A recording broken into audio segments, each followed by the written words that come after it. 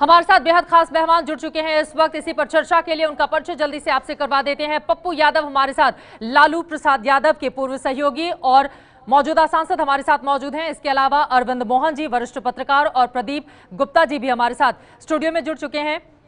इनसे हम बातचीत करें, लेकिन सबसे पहले रुख पप्पू यादव जी मैं आपका ही करना चाहूंगी। दरअसल 2020 के लिए, यानी कि बिहार के लिए, एक बार फिर से आपको नहीं लगता कि नीतीश कुमार ने अपनी कुर्सी को सुरक्षित करने की कोशिश की है? क्योंकि उनके पास विकल्प 2019 का भी था, वो विपक्ष का चेहरा बन सकते थे, लेकिन उनको लगा कि कांग्रेस के रहते ऐसा संभव नहीं है। नहीं, ऐसा नहीं है। मैं मानता हूं कि नीतीश कुमार जी ने कुछ चीजों में परसेप्शन बचा के रखने की कोशिश की है। महागठबंधन में लालू यादव जी को थोड़ा सा दरियादिली दिखानी चाहिए थी। कुछ नहीं था, कुछ दिनों के लिए इस्तीफे का सवाल था, फिर वो सामना करते और फिर वो मंत्रिमंडल में प्रवेश करते। कोई रास्ता नहीं बचता था नीतीश कुमार जी के लिए। कांग्रेस भी आंतरिक रूप से ये चाहते थे। और आप जो समझ रहे हैं 2020, ये भूल जाइए। अभी 6 महीने के अंदर बिहार में बहुत कुछ पटकथा लिखी जानी है।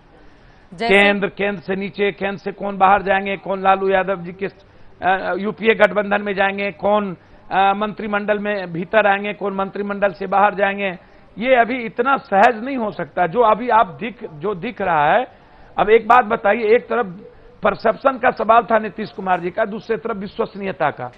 आज जो एक परसेप्शन के लिए तो उन्होंने इतनी मन की बात कही कि इस्तीफा हमने दे दी, और जो क्या उन्हें इस बात की जानकारी नहीं थी कि लालू यादव पर भ्रष्टाचार के आरोप हैं? जिस वक्त नरेंद्र मोदी जी और नीतीश कुमार जी के वैचारिक टकराहट पैदा हुए थे, मतांतर हुए थे, और जिस वक्त एनडीए से अलग होकर के नहीं, आप कहना क्या चाह रहे हैं? राजनीति की नीतीश कुमार को अगर पूरी जानकारी थी तो फिर वो लालू प्रसाद यादव के साथ क्यों गए? जी, देखिए, एक बात आप समझ में लीजिए। सत्ता के बारे में मैं इस दुनिया को बता देना चाहता हूं, भारत सत्ता के घिनौनी खेलों में कुछ भी कर सकती है। कौन कब भ्रष्टाचारी हो जाएंगे, कौन कब ईमानदार हो जाएंगे। अब चुनाव में 5,000 करोड़ खर्चा करके, और किसके पास, हमाम में कौन नंगा नहीं है? इस हिंदुस्तान में कौन पॉलिटिशियन और कौन पार्टी है जिसके पास अकूट पैसा नहीं है? फर्क है, लालू यादव जी ने सीधा गलती की है जी। इसका खमियाजा लालू यादव ने अपने परिवार को भुगता दिया। परिवार तो कम भुगता, बिहार की जनता 11 करोड़ लोग और बिहारी और बिहार, इस दोनों व्यक्ति के बीच में इस कदर पिस गए कि मैं आपको बहुत दिल से कहना चाहता हूं कि नीतीश कुमार जी का जो विश्वसनीयता था ना, ये कहीं न कहीं देश में यह संकट आया है। जब आप कह रहे थे महात्मा गांधी का सपना, समझ गई मैं आपकी बात कि नीतीश कुमार की जो विश्वसनीयता है वो कहीं ना कहीं घटी है। जिस तरह से, समझ गई सर मैं आपकी बात, जिस तरह से बीजेपी का दामन उन्होंने थामा है। हमारे साथ और भी खास मेहमान प्रदीप सिंह जी और अरविंद मोहन जी भी बने हुए हैं। ठीक है सर, समझ गए मैं। बाढ़ के वक्त उन्होंने पैसा गुजरात का लौटा दिया था, उसके बाद कई बयानबाजी का दौर भी हमने देखा। डीएनए को लेकर भी कई बार सवाल खड़े किए गए, लेकिन कहते हैं कि राजनीति अपना रंग बहुत तेजी से बदल लेता है, और उसी के तहत हम देख भी पा रहे हैं कि राजनीति का ये नया रंग जो इस वक्त देश के सामने है। लेकिन अरविंद मोहन जी, आपसे मैं जानना चाहूंगी वही सवाल, लौटती हूं मैं आपके पास। लेकिन पप्पू जी, लौटती हूं मैं आपके पास। अरविंद जी, आपसे मेरा वही सवाल, क्या आपको भी लगता है कि 2020 का रास्ता चुना है नीतीश कुमार ने बिहार को देखते हुए, और 2019 में वो विपक्ष का चेहरा हो सकते थे, लेकिन इस मौके को उन्होंने खुद ही गंवा दिया? देखिए, अभी 20 की पॉलिटिक्स में बहुत दूर है, 19 की पॉलिटिक्स सोचिए। और 19 की पॉलिटिक्स से भी पहले मैं कहूँगा कि अभी 17-18 की पॉलिटिक्स भी होनी है, और वो उसमें काफ़ी चीज़ें होनी हैं। और नीतीश कुमार एक तरह से उबे हुए थे, उबने की क्या वजह हैं वो अपनी जगह हैं, लेकिन लालू जी ने कुछ सिग्नल नहीं समझा। अगर जो पप्पू जी कह रहे थे वो ठीक है, अगर इस्तीफा करा देते लालू जी तेजस्वी से, तो ऐसा नहीं है कि उनकी ताकत कम हो जाती। संगठन में लगाते तो नीतीश कुमार के लिए भी एक अवसर मिल जाता, या उनको भी बोलने का नहीं रहता, और बीजेपी के लिए भी, और कांग्रेस के लिए ऐसा कुछ करना पॉसिबल नहीं था, क्योंकि उसका चीफ मिनिस्टर अगर ऐसे ही केस में उलझा पड़ा है तो वो किस मुंह से कहे कि तेजस्वी को हटा लीजिए। तो कहीं ना कहीं लालू जी को ही पहल करनी थी उस मामले में। लेकिन अभी आगे की पॉलिटिक्स क्या होगी, इसमें लालू जी के हाथ में भी काफ़ी कुछ है और नीतीश कुमार के हाथ में भी है। लेकिन असली बात यह है कि इन दोनों की लड़ाई में पॉलिटिक्स के, बिहार की पॉलिटिक्स के और पिछड़ा पॉलिटिक्स के और सेकुलर पॉलिटिक्स के और एनडीए की पॉलिटिक्स के सारे सूत्र नरेंद्र मोदी के हाथ में आ गए हैं। और जो एकमात्र विरोध का सेंटर था, जहां बड़े मजे से लालू और नीतीश ने मिल के नीतीश कुमार को, नरेंद्र मोदी को पछाड़ा था, उस बिहार पे बीजेपी ने सीधे नहीं तो पिछले दरवाजे से जीत हासिल कर ली है। और वो जीत हासिल करना उनके लिए सत्ता का कोई लोभ देना नीतीश कुमार को मेरे हिसाब से कोई बड़ा मसला नहीं है, क्योंकि वही चीफ मिनिस्टर बनेंगे। असली चीज़ ये है कि नीतीश कुमार ने जिस तरह से बीजेपी के साथ राज किया था कि 90 एमएलए लेके और उनको बीजेपी लगातार जो मन करे करते रहिए टाइप छूट दिए हुई थी, तो उनको बार बार वो याद आ रहा था। केसी त्यागी ने पिछले दिनों ये बयान दिया था, तो उनको लग रहा था कि उस कंपैरिजन में लालू यादव या आरजेडी की तरफ से ज़्यादा दखल दी जा रही है, सरकार में ज़्यादा उनकी चल रही है, कई चीज़ों में अपने विभाग में वो चला रहे हैं, इनकी नहीं सुन रहे हैं। लेकिन मुझे लग रहा है कि बीजेपी ने तब जो उनको नीतीश जी को छूट दी थी, इस बार संभवतः वो नहीं मिलेगी। और नीतीश कुमार अगर अब बीजेपी के साथ आए हैं तो पॉसिबल है कि अब वो बीजेपी उनका इस्तेमाल करेगी अपनी पॉलिटिक्स के लिए। अब नीतीश कुमार बिहार की पॉलिटिक्स के लिए और बिहार के शासन के लिए बीजेपी का इस्तेमाल। चलिए सर, अब अपनी बात आगे बढ़ाएं। प्रदीप सिंह जी भी हमारे साथ जुड़े हुए हैं, उनसे एक छोटा सा रिएक्शन मैं ले लेती हूं। प्रदीप जी, चूंकि 1 घंटे के बाद अब शपथ ग्रहण समारोह भी शुरू हो जाएगा, लेकिन यहाँ पर ज्यादा फायदे में आपको दिखता कौन है, नीतीश कुमार या फिर बीजेपी? नहीं, निश्चित रूप से बीजेपी। देखिए, ये सवाल आज जो घटनाक्रम कल से हुआ है उसका असर आप सिर्फ बिहार में जो हो रहा है उसके रूप में मत देखिए। नीतीश कुमार गैर भाजपा दलों की में जो भी नेतृत्व है इस समय, उसमें सबसे क्रेडिबल चेहरा थे, सबसे ज़्यादा स्वीकार्य चेहरा थे। उस चेहरे को बीजेपी अपने साथ ले आई, तो जो संभावित नेता हो सकता था विपक्षी गठबंधन का 2019 में, वो अब बीजेपी के साथ है। तो वहाँ क्राइसिस एक क्रिएट कर दी है अपने विरोधी खेमे में बीजेपी ने, नीतीश कुमार को साथ लेकर। और दूसरी बात यह है कि देखिए, नीतीश कुमार को लोकसभा चुनाव के बाद ही समझ में आ गया, चुनाव से पहले तक उनको और बीजेपी में भी बहुत से नेता थे जिनको लगता था कि नरेंद्र मोदी को देश का मतदाता स्वीकार नहीं करेगा। लेकिन लोकसभा चुनाव का नतीजा आने के बाद उनको समझ में आ गया था कि देश की राजनीति किधर जा रही है, लेकिन वो तुरंत लौट नहीं सकते थे। तो इसलिए उन्होंने ये गठबंधन जो बना, महागठबंधन, ये मजबूरी का था। तीनों पार्टियों के लिए सर्वाइवल का सवाल था। अगर साथ नहीं आते तो जो अभी आपने बयान सुनाया नीतीश कुमार का, वो खत्म हो जाते तीनों। तो इसलिए पहले उन्होंने अपने सर्वाइवल का इंतजाम किया, फिर इस सरकार में, महागठबंधन में, सरकार के अंदर एक सरकार थी। यहाँ पर कितने फायदे में है नीतीश कुमार, इसी पर लगातार हम चर्चा कर रहे हैं। इस वक्त हमारे साथ जेडीयू के प्रवक्ता भी जुड़ चुके हैं, सीधे पटना से संजय सिंह जी। संजय जी, बहुत स्वागत है आपका एबीपी न्यूज पर। मेरा सीधा सा सवाल यह है, शाम 5 बजे होने जा रहा था शपथ ग्रहण, सुबह 10 बजे वक्त क्यों बदला गया?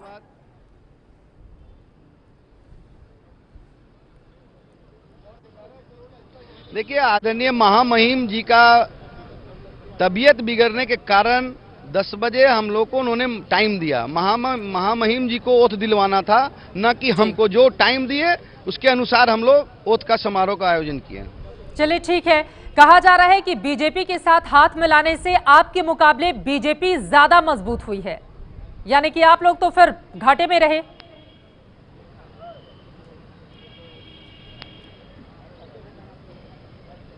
देखिए, नीतीश कुमार जी घाटे और फायदा का बात नहीं करते हैं। नीतीश कुमार जी के बारे में देश और दुनिया जानता है कि वो करप्शन से कभी समझौता नहीं किए हैं, न सिद्धांत से।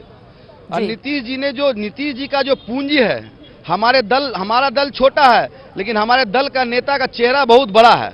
उस चेहरे पे दाग नहीं लगना चाहिए। हम लोग ने तय कर लिया था कि कभी भी करप्शन से समझौता नहीं करेंगे। पप्पू यादव जी कुछ कहना चाह रहे हैं, उसके पास मैं जाऊं, लेकिन उसके पहले एक सवाल और मैं आपसे ले लेती हूं। सांप्रदायिकता के मुद्दे पर आपने बीजेपी का साथ छोड़ा, 4 सालों में ऐसा क्या बदल गया कि बीजेपी एक बार फिर से आपको अच्छी लगने लगी?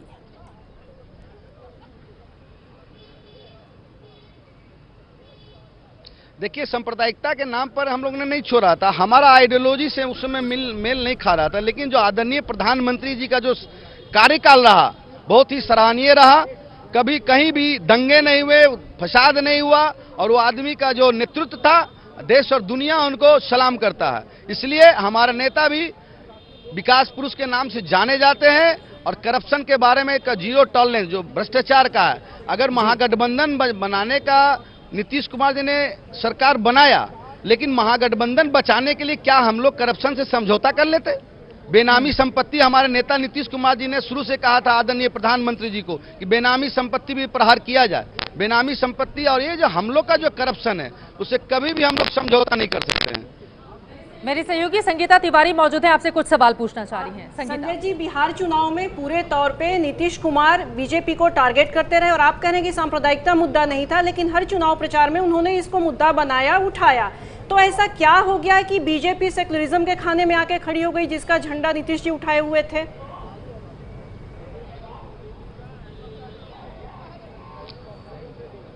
देखिए, कभी भी नीतीश कुमार जी सांप्रदायिकता का मुद्दा नहीं उठाया था। हमारा आइडियोलॉजी था, उस पर बोलते थे चुनाव प्रचार में, चाहे कहीं भी पब्लिक मीटिंग होता था। लेकिन जो सांप्रदायिकता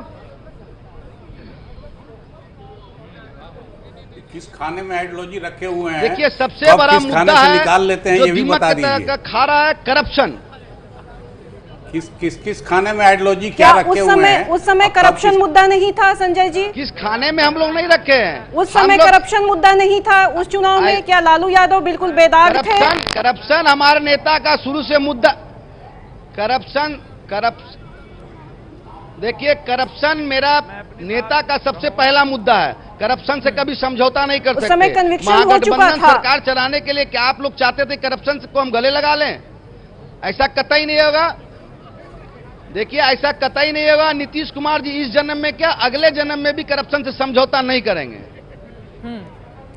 लेकिन यहाँ पर संजय जी मैं आपसे जानना चाहूंगी, ऐसा क्या हो गया, इतनी जल्दी चट मंगनी पट ब्याह, इतनी जल्दबाजी क्यों थी? थोड़ा संगीता जी, इंतजार कर लेते। आप संगीता जी देखिए, संगीता जी आप बिहार से बिलोंग करती हैं। जी जी, अपनी बात महीना पूरी का करें सरकार संजय चला जी। लेकिन जब इनके ऊपर चार्जेस लगा, deputy chief minister Tejashwi Yadav hello, आप अपनी बात पूरी करें, हेलो? आवाज आ रही है आपकी। हेलो, आवाज आ रही है? जी हाँ संगीता जी, आप बिहार से बिलोंग करती हैं। जी जी, बिहार में नीतीश कुमार जी महागठबंधन का 20 महीना का सरकार चलाया, बहुत अच्छे ढंग से सरकार चल रहा था। जब करप्शन का मामला आया तो हम लोग 20 दिन से इंतजार कर रहे थे कि कुछ ना कुछ लालू यादव जी करें, लेकिन उनका हर समय ही आवाज आया विधायक दल के बैठक में कि तेजस्वी यादव जी इस्तीफा नहीं देंगे। तो क्या नीतीश कुमार जी अपने चेहरे पर दाग लगा लेते? वो अलग है, नीतीश जी अच्छा किए। ये आप लोगों ने सीधे मांगा भी तो नहीं इस्तीफा नहीं दिया तो बर्खास्त कर देते। बिल्कुल, लालू जी तेजस्वी ने गलती किया, वो अपनी जगह है। नीतीश जी जो कर रहे हैं वो उससे हेलो? कहां सही साबित होता है? इशारों को समझो, राज को राज रहने दो। जब इशारा हम लोग, सर ये कौन सा राज, आपको कम से कम बिहार की जनता को बताना तो होगा। हमारे साथ इस वक्त बीजेपी के सांसद जगदम्बिका पाल जी भी सीधे जुड़ चुके हैं। पाल साहब, मेरा सवाल आपसे, ये कौन सा इशारा है जिसमें बीजेपी को इतना बड़ा फायदा हो गया?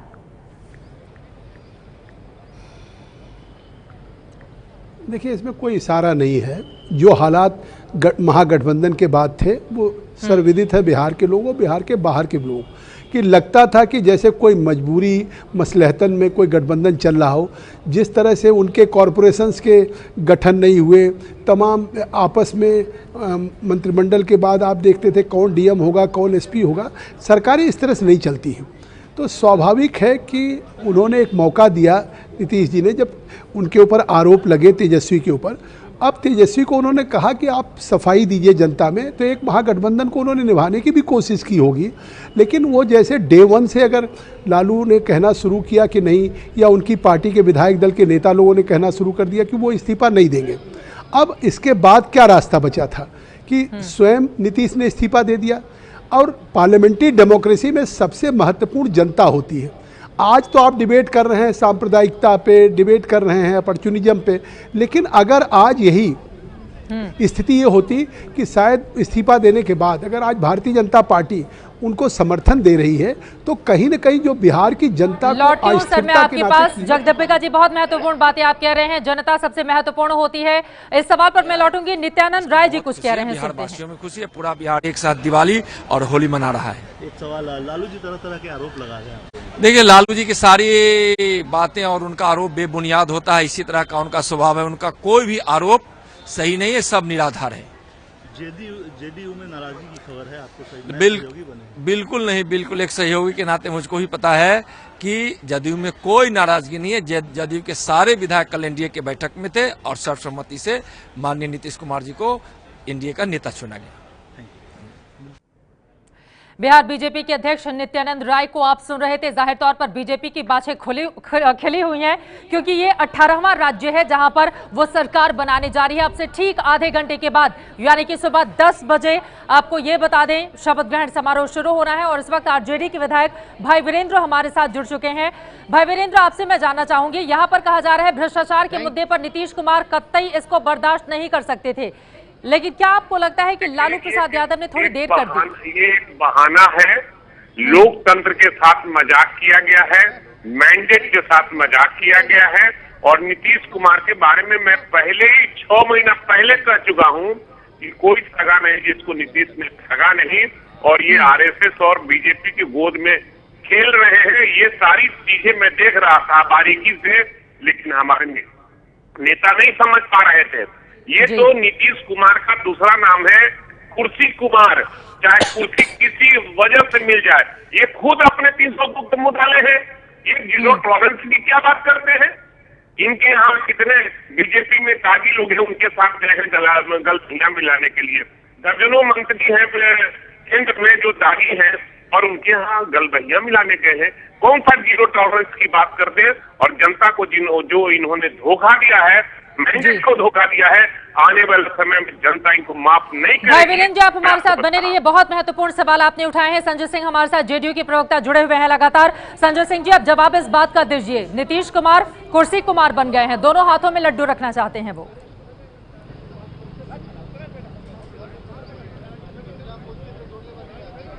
नीतीश कुमार जी कुर्सी से कभी समझौता नहीं किए हैं।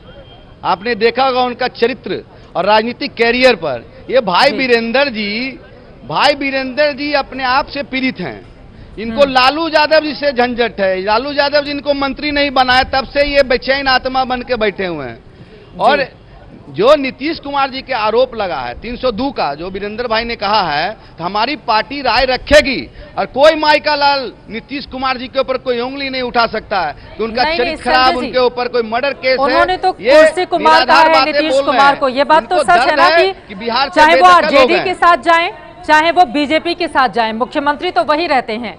दोनों हाथ में लड्डू तो है, इस बात को तो आप स्वीकारिए कम से कम।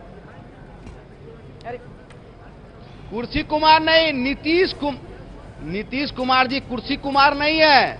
बिहार की जनता, जो 11 करोड़ जनता उनको सेवा देने के लिए कुर्सी दिया था। ये क्या भाई वीरेंद्र को मालूम है ना कि नीतीश कुमार जी का चेहरा बना 81 एमएलए उस लोकतंत्र के पवित्र मंदिर में घुसने का काम किया। नहीं तो 2010 में इनका क्या था, 22 पर लटक के रह गए। इसलिए ये आरोप निराधार है। ये लोग बेचैन हो गए हैं, कुर्सी से बेदखल हो गए हैं, इसलिए अनाप शनाप बोल रहे हैं। जवाब ले लेती हूँ। भाई वीरेंद्र जी, 2010 में आपके पास सिर्फ 22 विधायक थे, 80 हो गए नीतीश कुमार के चेहरे के साथ। जनता के साथ छल किया है, ये बिहार की जनता देख रही है कि आपने किस तरह से छल किया है। सामाजिक न्याय, धर्मनिरपेक्षता और सांप्रदायिकता के खिलाफ में जब लड़ाई लड़ रहे हैं, तो आप जाके बीजेपी की गोद में बैठ गए। ये जनता भी देख रही है। आप कुर्सी के लिए कुछ भी कर सकते हैं। भाई वीरेंद्र जी, अब से तो तकरीबन आधे घंटे के बाद शपथ ग्रहण समारोह भी शुरू हो जाएगा राजभवन में। ये बताइए, आरजेडी अब आगे करेगी क्या? हम लोगों ने कल महामहिम राज्यपाल से मिला है और उनको कहा कि बड़ी पार्टी होने के नाते हमें पहले बुलाना चाहिए था आपको। आपने हमें नहीं बुलाया, ये लोकतंत्र की हत्या है। और आनंद फानन में 5 बजे शाम का शपथ ग्रहण था और हम लोग को 11 बजे का समय उन्होंने दिया। आनंद फानन में 10 बजे क्यों शपथ ग्रहण किया गया है? तो ये तो ऊपर से लेकर नीचे तक सब लोग बीजेपी के लोग मिले हुए हैं। राज्य सरकार, राज्य लोकतंत्र से चलेगी, लोक लाभ से चलता है सरकार, लेकिन लोक लाज कहीं है नहीं। इन लोग के शरीर में कहीं भी भय और लाज का मतलब नहीं है। वीडियोग्राफी का राज चल रहा है, लोकतंत्र खत्म हो गया है।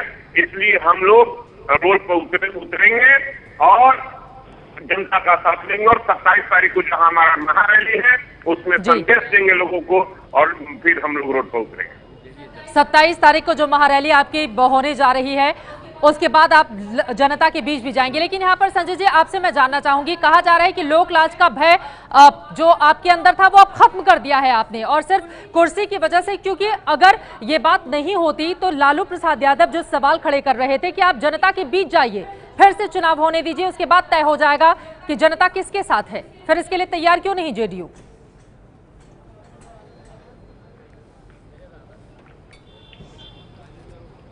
देखिए भाई वीरेंद्र जी ने जो कहा है कि लोक लज्जा नहीं है, तो लोकतंत्र में लोक लज्जा का महत्वपूर्ण स्थान होता है। लोक लज्जा रहता तो आदरणीय तेजस्वी यादव जी इस्तीफा दिए रहते, उन्होंने इस्तीफा देने का काम नहीं किया, महागठबंधन की सरकार चली।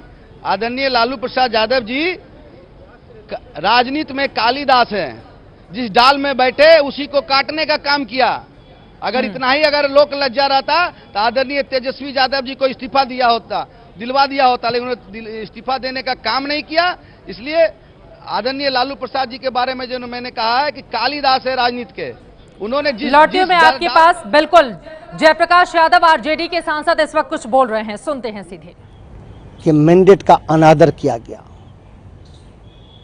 जनादेश का अनादर किया गया और अनादर करके बीजेपी के साथ गलवाही किया गया, आरएसएस के साथ गलवाही किया गया। ये बिहार की जनता को धोखा दिया गया है, इसे जनता कभी माफ नहीं करेगी, गांठ बांध के रखने का काम किया है। यह पटकथा बहुत पहले लिखा गया था और ये जो है इस रूप में करने का काम किया गया। हम संसद में भी इस सवाल को उठाएंगे, मजबूती से उठाएंगे, तमाम सेकुलर विपक्षी पार्टियों से बात करके उठाएंगे और जो है महात्मा गांधी के मूर्ति के सामने हम धरना भी देंगे और जो है सड़क से लेकर संसद तक इस लड़ाई को लड़ने का काम करेंगे। ये अत्यंत ही यह जो है मैंडेट जो है 5 साल के लिए मिला था और जो है बीच में ही जो है आरएसएस और बीजेपी के साथ जो है गलबाही करना, ये पिछड़ों की आवाज को दबाना, सेकुलर ताकत के आवाज को दबाना, और जहां संघ मुक्त भारत की कल्पना की जाती थी, आज संघ युक्त भारत के साथ जो गलवाही करके राह चलाने के लिए आनंद फानन में निर्णय लिया गया। हमें पहले बुलाना चाहिए था, अंतरात्मा की आवाज बताओ, और हमें पहले बुलाना चाहिए था। सबसे बड़ी जो है पार्टी राष्ट्रीय जनता दल है, कांग्रेस पार्टी हमारे साथ है, अन्य जो है हमारे हैं, लेकिन मुझे नहीं बुलावा दे करके आने फाने में 10 बजे जो है इन लोगों को बीजेपी वाली हुकूमत बनाने वाली सल्तनत को बुलाने का काम किया गया है। ये अत्यंत ही घोर जो है भर्त्सना और निंदनीय है और जो है लोकतंत्र के लिए घातक है। लोग दिग्विजय सिंह भी ये कह रहे हैं कि क्यों लार्जेस्ट पार्टी को नहीं बुलाया। दरअसल आरजेडी के अंदर इस बात को लेकर और ज्यादा तल्खी है, क्योंकि 11 बजे का वक्त दिया था राज्यपाल ने उनसे मिलने के लिए, लेकिन उसके ठीक पहले 1 घंटे का वक्त ले लिया है। कल रात में ही बीती रात 2:30 बजे इस बारे में ऐलान किया गया कि शपथ ग्रहण सुबह 10 बजे होगा और इसी वजह से आरजेडी के नेता इतने चिढ़े हुए हैं नीतीश कुमार से। ये है एबीपी न्यूज, आपको रखे आगे।